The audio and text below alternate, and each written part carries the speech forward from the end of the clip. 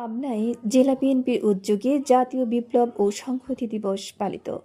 শফিক ইসলামের তথ্যচিত্রে বিস্তারিত। পাবনায় জেলা বিএনপির উদ্যোগে পালিত হয়েছে জাতীয় বিপ্লব ও সংহতি দিবস।